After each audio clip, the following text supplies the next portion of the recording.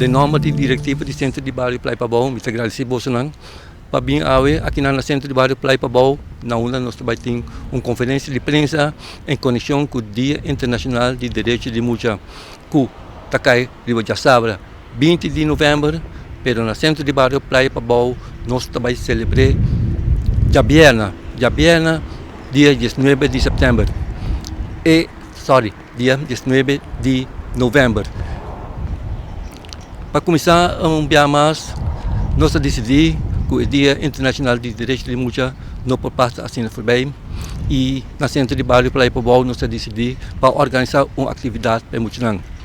E a atividade aqui está completamente grátis para todo mundo.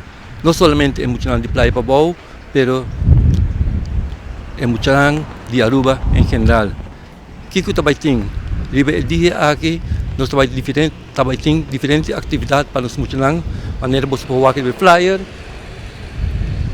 também tem dino jump, water slide, pintamento de cara, vegana para mulher e também tem meia hora de loucura.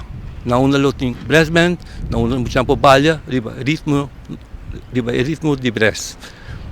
Também me tenho que informar que o dia aqui também Santa Claus e Zwarte Piet está presente para assinar comida nos mulheres.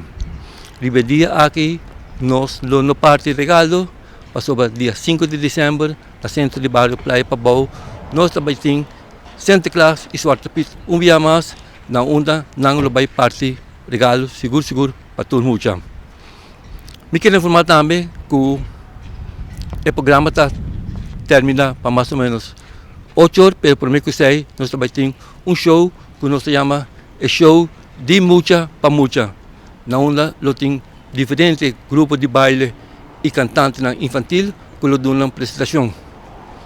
A norma de diretiva do Centro de Bairro Playa Pabao também me quero agradecer 2 instâncias que ajudam-nos bom para organizar a atividade aqui. Qual está VNO, vertegenwoordiger van Nederland op Aruba, que ajudam-nos bom e também a Associação de Juventude Arubano. Se tem mais perguntas, me contestar, se não, me quero me falar até aqui. Esta cena que é a atividade aqui, mas tanto está para mulher entre 4 e 12 anos, mas naturalmente outra mulher também está bom menino, mas essa é a idade que nós está focus mais sobre a atividade que tem aqui no Centro de Bairro Playa Pabao, o Dia Internacional de Direitos de Mulher. Ok, para finalizar a entrevista aqui, me quero invitar não somente mulher, mas também na maior para bem acompanhar o dia 19 de novembro aqui no Centro de Bairro Playa Pabao em conexão com o Dia Internacional de Direitos de Mulher. Muito obrigado.